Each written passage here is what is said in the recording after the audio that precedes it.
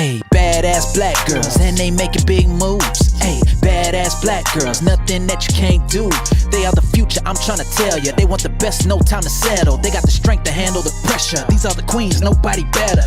Yeah, changing the narrative, that is imperative. They about to rock this. Tell the women that you got this. Got no time for people who are toxic. It's all love, good vibes. You know I got your back, girl. Talking issues that matter. This is badass black girl, yeah.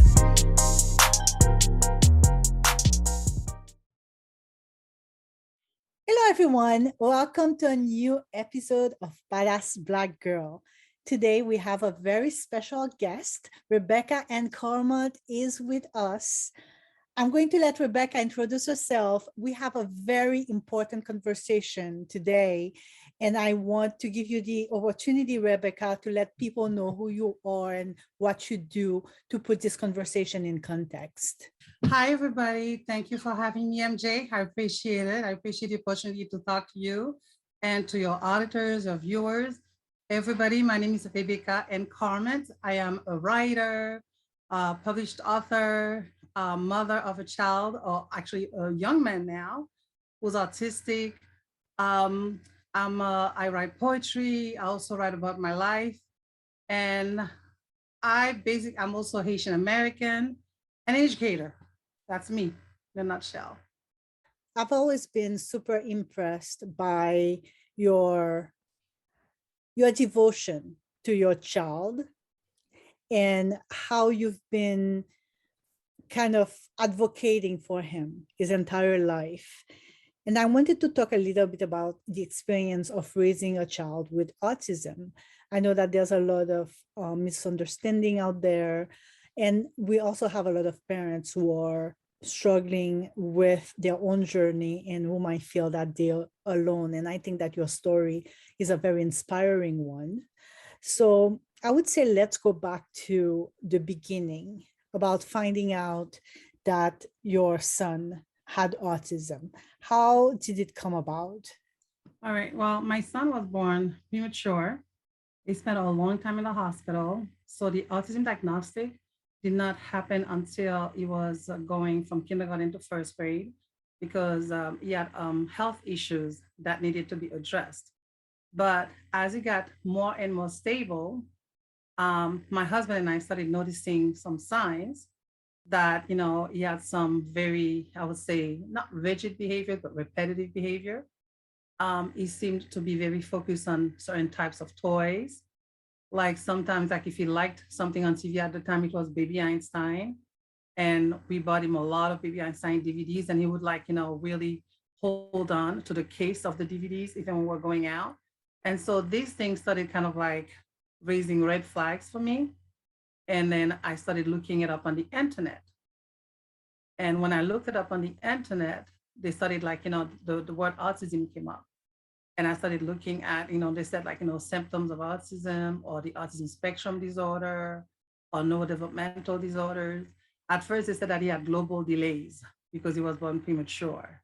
So they had to wait until I think he was going to be 6 for the global delay, I would say diagnosis to fall off because they kind of gave him a label when he started school so that they could actually get him tested. It was hard to get my son tested in the school system. My husband and I ended up going privately to a neurological center to get him tested. And that's how my son was diagnosed at the time with PDD-NOS, which is at the time was pervasive developmental disorder, not otherwise specified, which was kind of like on the far end of the autism spectrum. And they said that they gave him that diagnosis because of all of his health issues that were linked to prematurity. So they felt that, some of the behaviors or symptoms were not necessarily a result of autism itself. So that's why they decided to give him that pervasive developmental disorder diagnosis, which now everybody just, calls it autism for all intents and purposes in the school system, for education or for care or therapies. It's all under the umbrella of autism. So we found out when he was 6. I mean, he officially got the diagnosis when he was 6.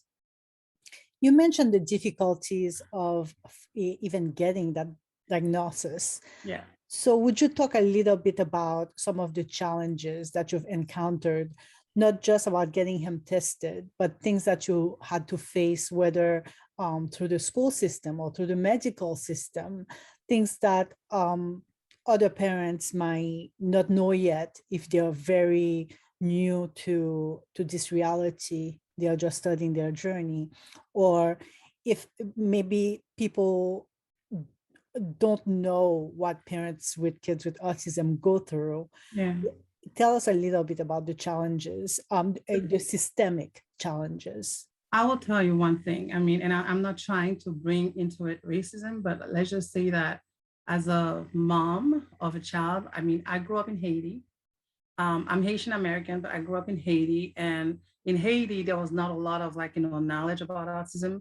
So when my son started presenting the symptoms, I kind of was finding out about autism at the same time that I was having to advocate for him. And because my son was born premature, there was a lot of pushback against wanting to test him for autism specifically. People thought it was just delays. Some people thought it was cognitive impairment, cognitive disability. But especially when he was just entering the school system, it was very hard, as I said, to get my son to get him the right evaluation. And we had to keep pushing. I did not actually, I have to say that his healthcare providers were very helpful. And I think the reason they kind of helped us see, you know, that it was autism and helped, in a way they helped push us, they pushed me to fight for him. And I think one of the reasons was we were very involved. My husband and I were very hands-on parents. We asked a lot of questions. My son had a lot of at-home therapies, part of the global delay services.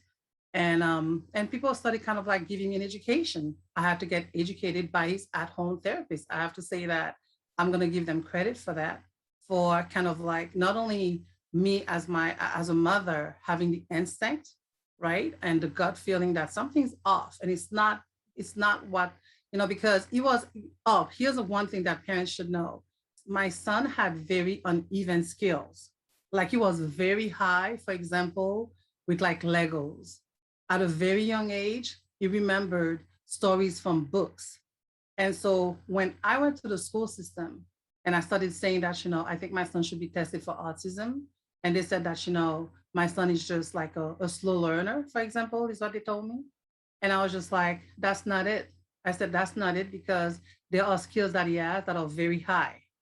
And he's had those high skills from a very early age. I would say from 2.5. He showed that, he could memorize a whole book. I remember reading stories to my son. And then after a little bit of us reading the stories together, I would start telling him the first lines of that book on the first page, and he would go to the shelf and pick up the book. And I'm like, no, that is not it.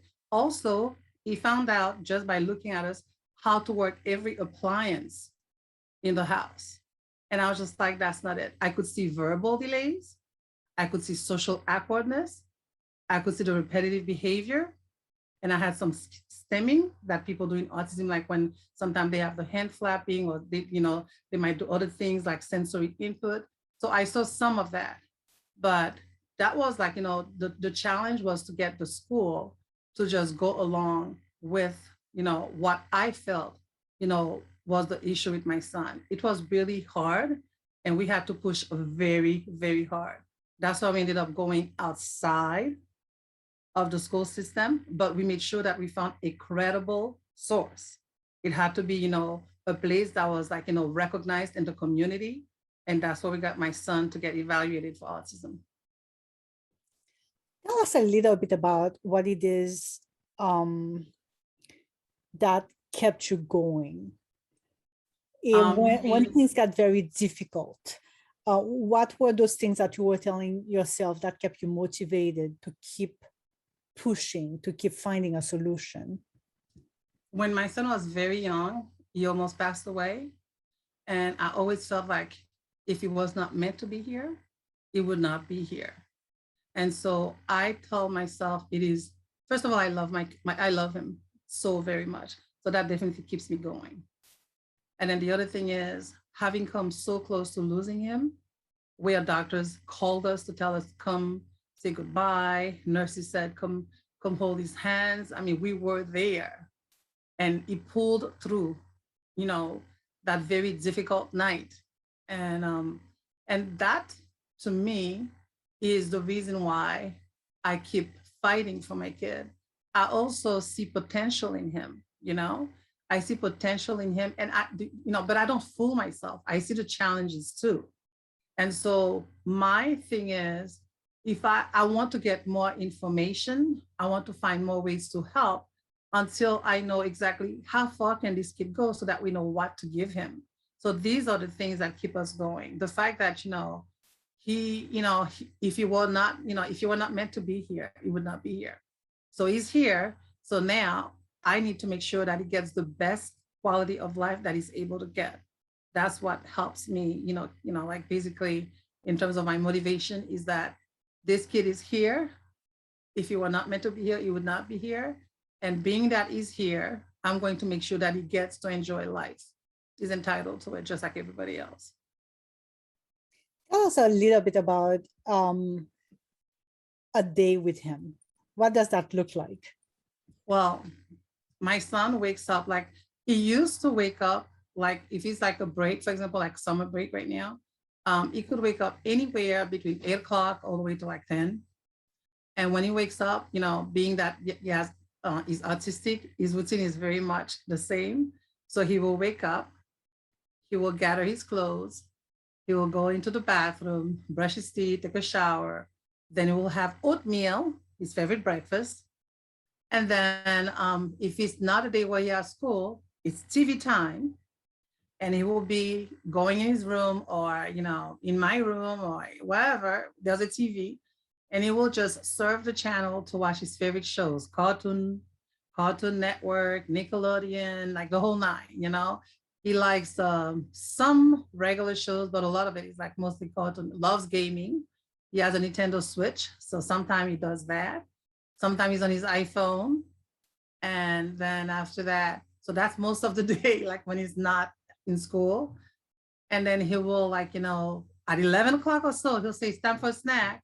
He loves peanut butter or any snack that has a peanut butter component in it. So he'll come into the kitchen, come out of his room, come into the kitchen, get himself a snack, make himself that snack or get the snack out of the fridge or whatever. We'll drink juice or, and then he'll go back to doing exactly what he was doing before, more gaming, more TV, more networking. My son does not enjoy reading unless he's reading Legos. Oh, that's another thing. Unless he's reading, directions to build Legos. Loves that. Like he's really like, I don't read that at all. It doesn't make sense to me. It makes perfect sense to him. And he, so he could do that for the afternoon. And then it's time for dinner. He takes a long time to eat because of sensory issues with feeding. And then he'll sit down, eat. A lot of times we have to remind him to put the phone away because he'll be on his phone. And after that, he may sit with us, sometimes we go for a walk around the neighborhood. Sometimes we pack up in the car, especially during the COVID, we've been doing that. And we'll just go for rides by the beach. And then when we come back, he has his shows, like he has a schedule. He has things that he likes to watch on TV. And then he'll go back to doing that. And then he'll just get like around 11 o'clock or so. He'll say it's time for bed, it's 10 o'clock and I have my shows and blah, blah, blah. And then he'll get his PJs on. That doesn't mean he's going to fall asleep right away. And then I'll go in his room. I'll ask him if he wants to pray. And then if he does, we pray together and he goes to bed. And then that's that. If it's school, it's basically wake up, do the same thing in the morning, does school, get the break for lunch. And then the afternoon, it's homework time until late because he's going to be a senior. So last year, 11th grade, it was heavy homework time. You mentioned being from Haiti and the fact that there's not a lot of awareness of autism in Haiti. So it got me thinking about the support system that you might have here in the United States. What kind of support system exists outside of the school for parents with kids who have autism? Oh, well, first, I have to say that there is an organization now that I found out someone connected me to a Haitian-based community organization called Autism 509. And I believe Evelyn Alexandre is the person who founded it. So shout out to her because she's doing a really good work in the Haitian community here and abroad. And for us in general, overall, we have the Autism Society of Broward County. We have Autism Speaks, and Autism Speaks is kind of like all over the United States, but they have online resources. Or you know what? Nova, the CARD Center for Autism and Related Disabilities. CARD is also really, really good. Like I've used them. Like Cyril is like, one of their, customers. There's also in Sunrise, this it's like for all disabilities. Uh, I'm sorry, the name is not there, but they have, I've basically been aware of all of these since I started, getting more involved in Cyril's care. So I've attended like, workshops, for example, that autism, the Autism Society for of Broward, they have workshops for parents sometimes. And when Cyril was younger and I was trying to get more information about autism and what it was and how it presented itself and what challenges, parents had or kids had, I attended a lot of those workshops at first. And then some of the universities do like the autism walk. So they try a lot to connect parents. There are support groups. There's a lot of stuff out there, but you have to go out there and find it. You have to get online, type autism community support groups, and probably put in your zip code, and you should be able to find something to connect you to a group. Thinking about everything you do for him and all the challenges you faced and those connections that you need to making sure that you're aware of what's going on in terms of new scientific discoveries, in terms of opportunities for him.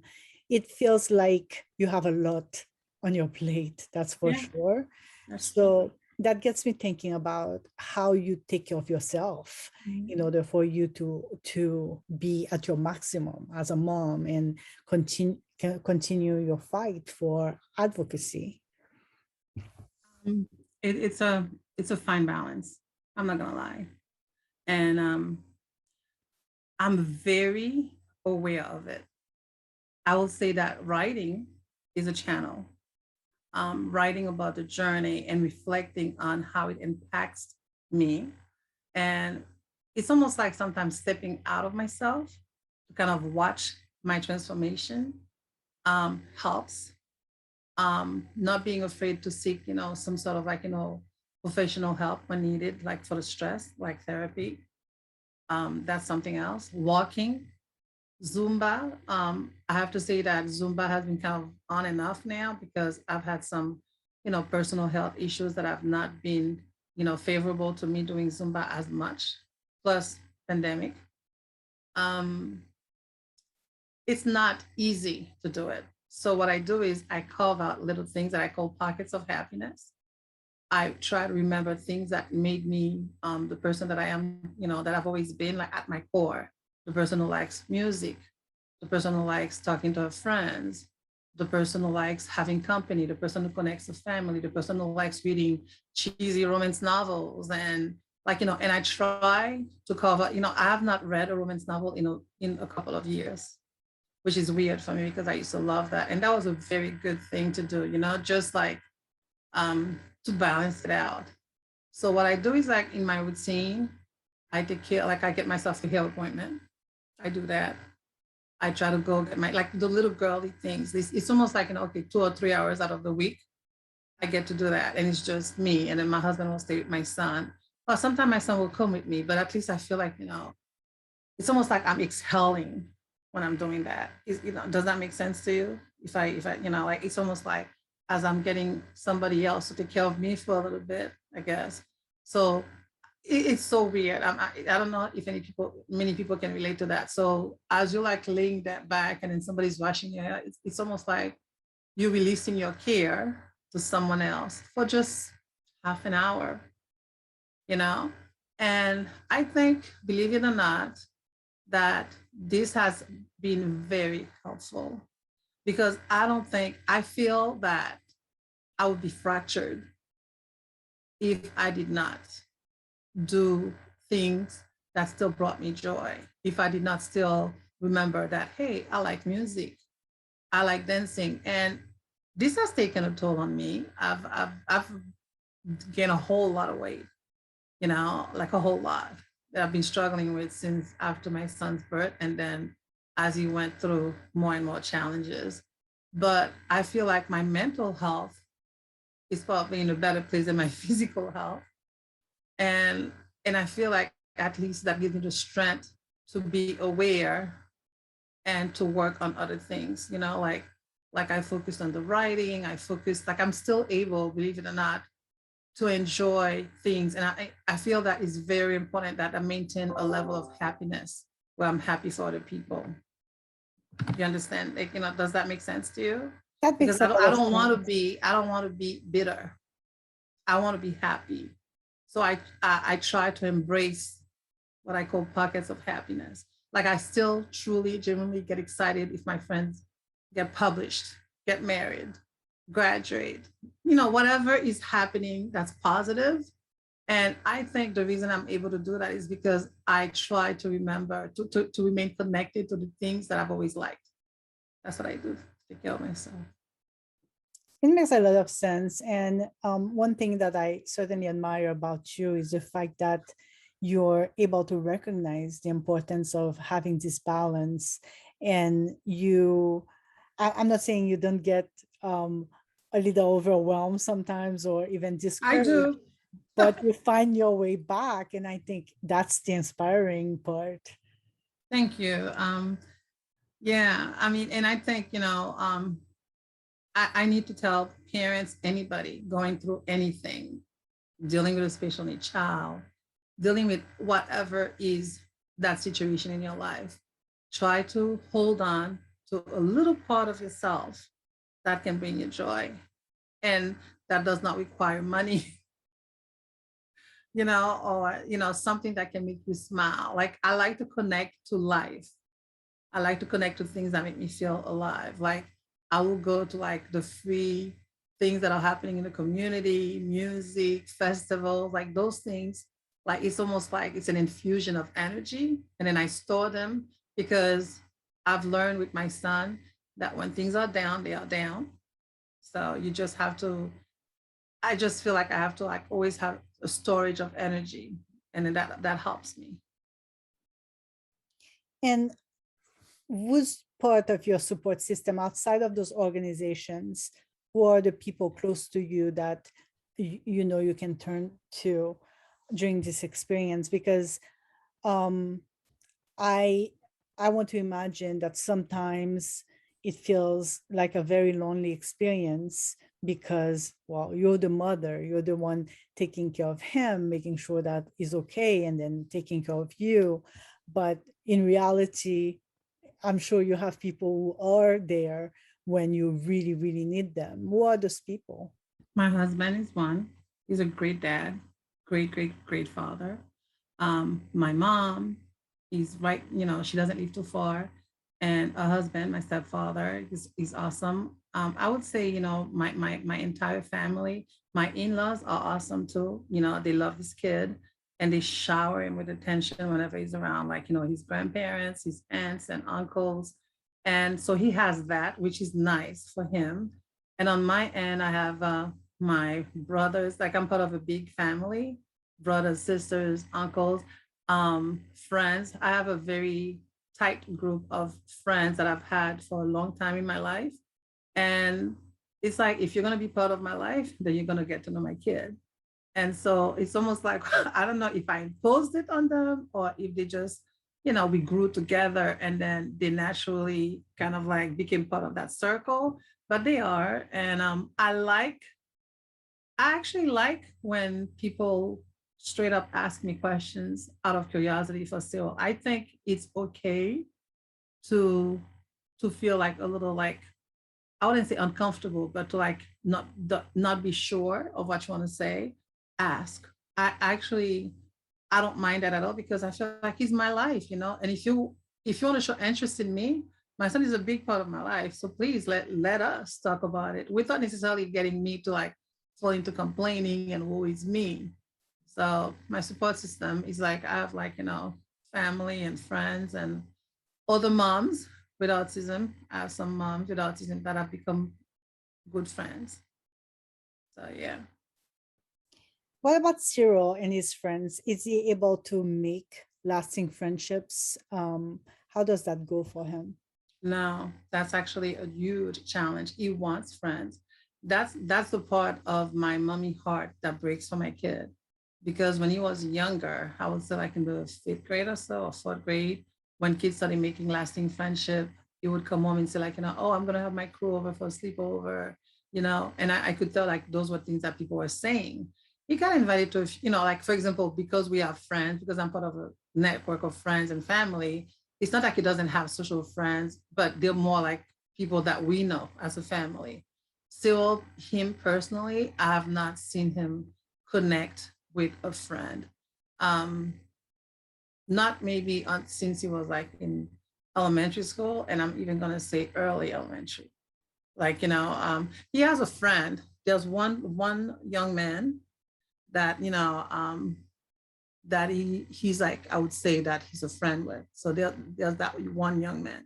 Um, but it's a limited interaction, but they've been around each other for at least 10 years now, I would say. I believe so. So there's that one friend, but sometimes I feel like he yearns for more, like he wants like to like like go out and do things, but he also needs to be well equipped to handle social situations, which I probably feel like he could be. He's also an only child, and we have relatives and cousins, but it's not all the time. And things change. People are growing up, and things are people are moving on. So it's not. It was easier for him to have social interactions when he was younger. But as he grew older and people started diverging and teenagers started kind of like getting into their own things, I feel like, besides that friend that he has that he's connected with a long time ago, that's pretty much it. You mentioned that now is a young man as opposed to the child that um gave you so much uncertainty. The doctors did not even know whether he was going to survive, and look at him now. Yeah. He's a teenager. Yep. What are the prospects for him? Is it someone who's gonna be able to live on his own? What's waiting for him later on? Right now, with coaching and modeling, Cyril will probably be able to work. I don't know yet that Cyril will be able to live on his own because he's still kind of learning, like he's still, I wouldn't say he's sheltered, or maybe he is sheltered because of all of his health issues. So the next step is in 12th grade. The next step is actually taking him to like an environment where he can find stronger, solid support that I feel I'm not well versed in, or maybe I've not really taken the time to really research very well in terms of like, so I see this kid with the potential for like, technology. I see this kid for art, and he has it in his mind, like he has his own plan. And the movement now, it looks like, is for people to be self-sufficient, you know. I saw that because that did come up when he turned 18, what we were gonna do, did we have to do guardianship? And then as I was going through a lot of websites, there's a huge advocacy where they want people to be to have self-determination and self-fulfillment. And so they're asking parents and God, like, and caretakers to kind of consider that. It's a tough one. So right now we're gonna give him room to grow some more.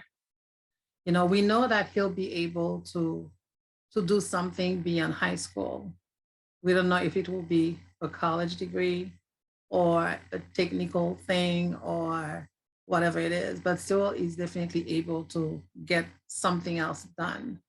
As far as like him living on his own, I'm, I don't know if me being scared as a mother, and it probably will surprise me as he has done in the past. Um, he probably will be able to do it, but I would definitely try to make sure over and over that, he understands everything. I probably would do a lot of role playing and modeling and whatever. Like, I would say would probably release him to little by little, like baby steps there, because he's been with us and he knows that we've been kind of watching, his back. And so now we have to slowly start releasing him. And his dad and I are kind of like, I don't know if we're ready, but we're probably going to have to be because he's a senior now. My last question for you has to do with some of the lessons that you've learned from this experience. If you were to talk to your younger self, that young woman who just found out that a child has autism, what are some of the lessons that you've learned that you wish you had known back then that might have made the journey easier? Because so many people will watch this video who are struggling or were at the start of their journey. What are some of those pearls of wisdom that you wish you had learned back then? I'm seeing myself at my window as a young kid or young girl, dreaming, I guess, about life and totally romantic, looking like waiting for like a prince, not a Prince Charming on a horse, but like, a special someone. Okay, I found my special someone. But when you have a child with autism, a lot of dreams, I don't know if they die. I don't know if I like the word die, but a lot of your dreams get taken away. So if I were to go back and talk to myself with the knowledge that I have now, I would say, don't be afraid to have new dreams. Once you mourn the loss of dreams and expectations you had for yourself, whether as a human being, a mother, whatever it is that you wanted to do with your life, and life circumstances, whatever it is, take those dreams away or make those dreams improbable or challenging or impossible. What are you going to do? Are you going to say my life is over, or life is no longer enjoyable, or are you going to try to find a way to go on? And I would tell myself, don't forget that you can always have new dreams. You can always find ways forward. You can always create reasons or moments that will make you happy. I would always say, make new dreams, because if not, you'll totally fall into despair. That's definitely something that I think I've taken away from this journey. Like the writer that I think I was going to be is not the writer that I am. I thought I was going to be someone writing romance novels as a writer. I always knew that I was writing, that I would become a writer. I didn't know if I was going to become a published writer, but I started writing when I was 11 years old. So that was a dream. I knew that I was going to have kids. Okay. Did I know that my kid was going to be autistic? No. That shifted my dream. See, my dream shifted from writing fiction and poetry. Well, I still write poetry, but it's all based on reality. And I've become some sort of like, I guess, a memoir, journal type of a writer. That's who I am right now. And so my life has transformed my dreams, and I'm owning it. Own your reality. Own your reality and try to find something empowering to help you move forward. And I think owning it and talking about it on your own terms and not letting other people define what you're going through is empowering. So I think make new dreams, be empowered. Thank you so much, Rebecca, for coming in today and telling us about your journey. Again, I want to tell you how deeply inspired I am every day by you, Yeah. by just your approach to the difficulties that you face sometimes, and your approach to the joy that you experience many times as well, and how Yeah. you're able to just accept that, you know, when there's happiness, there's sadness. When there are challenges, there are victories as well. And I think that it's the kind of balance that we all strive for. We know it's not easy, but seeing you pushing forward really brings us hope with whatever we're dealing with. Thank you so much. Thank you. And you are inspiring, an inspiration to me for going after your dreams and doing all the things that you're able to do, like juggling everything. So thank you for being that inspiration to a lot of us out there, whether you know it or not. Thank you so much. And we hope you'll come back so that you Yeah. can um, keep in touch and give us some updates about how he adapts to his new life. He's now a teenager. Soon he'll be on his way to college. So much Maybe is college, happening. maybe not college. We don't know yet. But yeah, I don't mind coming back and sharing with you. I'm going to try to keep it real. Like it is what it is. I try to say it is what it is, meaning that I embrace it all. And I think that helps me get ready for whatever happens. Good luck with everything. Thank I you. know that with COVID, of course, there's so much more to worry about. So Yep. keep it positive, and you can call me too. So You too. Thank you very much. I appreciate it. Thank you for the opportunity of being here. absolutely. Talk to you soon. Thank you. Bye.